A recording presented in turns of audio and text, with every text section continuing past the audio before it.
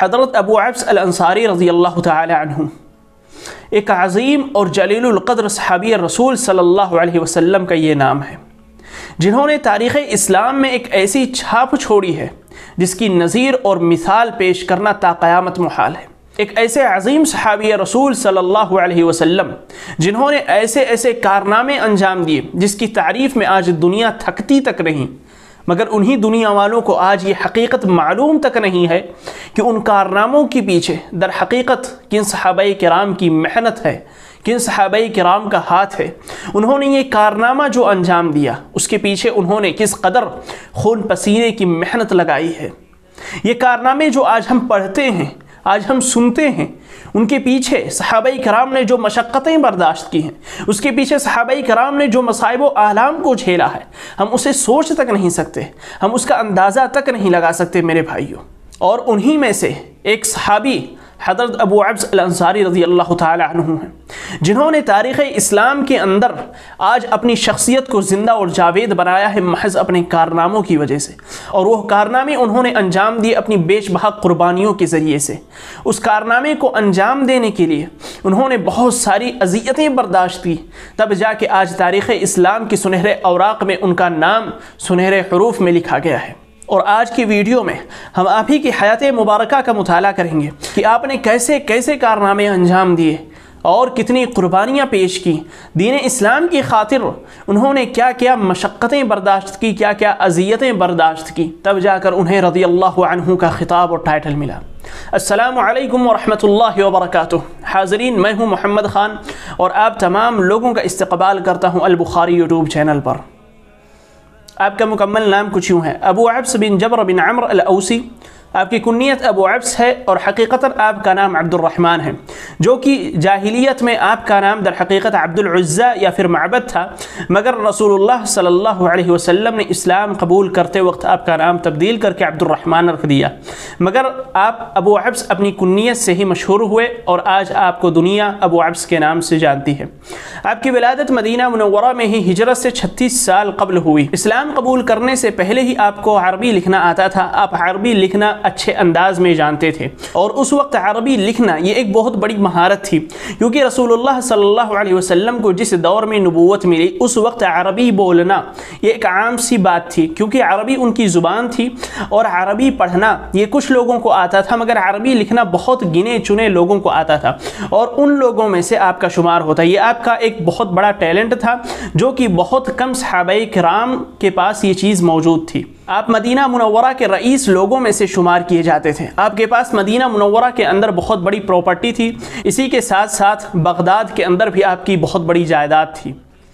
اللہ کے رسول صلی اللہ علیہ وسلم نے جب ہجرت کر کے مدینہ منورہ تشریف لائے تو اس وقت حضرت ابو عبس رضی اللہ تعالی عنہ آپ کے ہاتھ پر اسلام قبول کیے۔ اسلام قبول کرنے کے بعد نبی کریم صلی اللہ علیہ وسلم نے آپ کے اور حضرت خنیس بن حذافہ السہمی رضی اللہ تعالی عنہ کے مابین اخوت و بھائی چارگی کا رشتہ قائم کر دیا، چونکہ آپ مدینہ کے رئیس لوگوں میں سے شمار کیے جاتے تھے، کافی مالدار انسان تھے، اس لیے آپ نے حضرت خنیس بن حذافہ السہمی رضی اللہ تعالی عنہ کی کافی مالی تعاون کی اور آپ کو ہر طرح سے سپورٹ کیا، خواہ وہ کسی بھی قسم کی مدد ہو آپ نے ہر طریقے سے کی۔ آپ کا تعلق قبیلہ بنو حارثہ سے تھا، اور جب رسول اللہ صلی اللہ علیہ وسلم کے مدینہ آنے کے بعد بنو حارثہ نے اسلام قبول کر لیا تو آپ صلی اللہ علیہ وسلم کے حکم پہ چند صحابہ کرام نے بنو حارثہ کے تمام بتوں کو توڑ دیا، اور ان صحابہ کرام کی قیادت حضرت ابو عبس الانصاری رضی اللہ تعالی عنہ اور حضرت ابو بردہ بن نیار رضی اللہ تعالی عنہ کر رہے تھے۔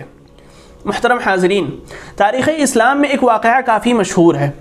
کعب بن اشرف یہودی کا قتل، جی ہاں، جو کہ آپ صلی اللہ علیہ وسلم کو مدینہ منورہ کے اندر بہت اذیت پہنچاتا تھا، بہت تکلیف دیتا تھا، اور نبی کے حکم سے ایک دن کچھ صحابہ کرام نے اس کا قصہ تمام کیا اور اسے کیفر کردار تک پہنچا دیا۔ لیکن کیا ہم جانتے ہیں کہ وہ جو صحابہ کرام تھے جنہوں نے کعب بن اشرف کو اس کے کیفر کردار تک پہنچایا تھا، ان میں سے ایک حضرت ابو عبس الانصاری رضی اللہ تعالی عنہ بھی ہیں۔ جی ہاں، آپ نے صحیح سنا، حضرت ابو عبس الانصاری رضی اللہ تعالی عنہ، آپ نے اس واقعے کے اندر ایک بہت اہم رول ادا کیا تھا، اور اس کافر کو اس کے کیفر کردار تک پہنچانے میں آپ نے صحابہ کرام کی بہت زیادہ مدد بھی کی تھی۔ عالم اسلام کی پہلی جنگ جو کہ میدان بدر میں سن 2 ہجری میں پیش ہوئی، اس میں حضرت ابو عبس رضی اللہ تعالی عنہ نے بھی شرکت کی تھی اور کافی جمع مردی کا مظاہرہ کیا اور اپنی طاقت و قوت کا ایسے خوب انداز میں آپ نے مظاہرہ کیا کہ تمام صحابہ کرام آپ کی طاقت و قوت کے معترف ہو گئے تھے، اور اسی کے ساتھ ساتھ آپ اللہ رب العالمین کے خوشخبری اور اس بشارت کے مستحق بھی ہوئے جسے اللہ رب العالمین نے بدری صحابہ کرام کے بارے میں کہا تھا، اعملوا ما شئتم انی قد غفرت لکم، کہ آپ لوگ اب چاہے جو اعمال کریں میں نے آپ کے اگلے پچھلے گناہوں کو معاف کر دیا ہے۔ یعنی انڈائریکٹلی طور پر اللہ رب العالمین نے صحابہ کرام کو، جو بدری صحابہ کرام ہیں، انہیں جنت کی بشارت اور خوشخبری اس دنیا کے اندر ہی سنا دی تھی۔ ان میں سے ایک حضرت ابو عبس رضی اللہ تعالی عنہ بھی ہیں۔ اس کے علاوہ اللہ کے رسول صلی اللہ علیہ وسلم نے اپنی حیات طیبہ کے اندر جتنی بھی غزوات کی، جتنی جنگیں آپ نے لڑی، ان تمام میں حضرت ابو عبس الانصاری رضی اللہ تعالی عنہ شامل رہے، ان تمام میں آپ حاضر رہے اور اپنی دلیری کا، اپنی بہادری کا آپ نے بہت اچھے انداز میں مظاہرہ کیا۔ آپ ایک جنگجو اور شہسوار انسان تھے جس کا اندازہ تمام لوگوں کو اس وقت ہوتا تھا جب آپ دشمنوں کی صفیں چیر دیا کرتے تھے اور ان کی صفوں کو تہس نہس کر دیتے تھے۔ اللہ کے رسول صلی اللہ علیہ وسلم کی وفات کے بعد آپ حضرت عمر بن خطاب رضی اللہ تعالی عنہ اور اسی طرح سے حضرت عثمان بن عفان رضی اللہ تعالی عنہ کے دور خلافت میں صدقات و زکوٰۃ کے وصولی کے عہدے پر فائز تھے۔ جی ہاں، آپ قبیلے در قبیلے جایا کرتے اور صدقات و زکوٰۃ کی وصولیابی امانت داری کے ساتھ کیا کرتے تھے۔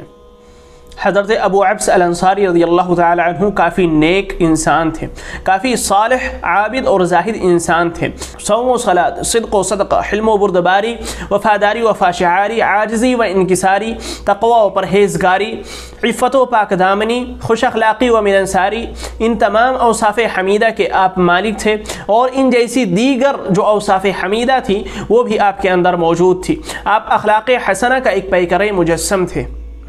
مگر اس دنیا نے وہ برا وقت بھی دیکھا کہ جب آپ نے پوری دنیا کو، پوری کائنات کو الوداع کہتے ہوئے داعی اجل کو لبیک کہا اور اپنے مالک حقیقی سے جا ملے۔ انا للہ و انا الیہ راجعون۔ آپ کی وفات سن 34 ہجری میں مدینہ منورہ میں ہوئی اور آپ کو جنت البقیع میں دفنایا گیا، اور آپ کے بعد آپ کی قبر کے اندر ہی حضرت ابو بردہ بن نیار، قتادہ بن نعمان، محمد بن مسلمہ اور سلمہ بن سلامہ رضی اللہ تعالی عنہم اجمعین کو بھی اسی قبر کے اندر دفنایا گیا۔ اللہ رب العالمین تمام اصحاب محمد کی قبروں کو نور سے منور کر دے اور جنت الفردوس میں انہیں اعلیٰ سے اعلیٰ مقام عطا فرمائے، آمین۔ محترم حاضرین، آج کے اس ویڈیو میں ہم نے ایک ایسے عظیم صحابی رسول کی حیات مبارکہ کا مطالعہ کیا ہے جنہوں نے اپنی زندگی کے اندر دین اسلام کی خدمت تو بہت کی، اپنی زندگی کے اندر دین اسلام کی سیچائی کے لیے آپ نے محنت و مشقت بہت زیادہ کی اور ایسے ایسے کارنامے انجام دیے جسے تاریخ اسلام سنہرے الفاظ میں اپنے اندر سموئے ہوئے ہیں، اور ہم تمام لوگوں کے ذہن و نقوش کے اندر وہ چیزیں محفوظ ہیں، مگر ہماری بدقسمتی یہ ہے کہ ہم یہ نہیں جانتے کہ اس کے پیچھے در حقیقت کن صحابہ کرام کا ہاتھ ہے، اور اس واقعے کو انجام دینے کے لیے، اس کارنامے کی انجام دہی کی خاطر انہوں نے کتنی زیادہ محنت و مشقت کی ہے، کتنے مصائب و آلام سے دوچار ہوئے ہیں اور کتنا خون پسیرہ اس کے لیے بہایا ہے۔ ان صحابہ کرام کی حیات مبارکہ کا مطالعہ کرنے کے بعد، ان کی زندگیوں کو جاننے کے بعد واقعی افسوس ہوتا ہے امت مسلمہ پر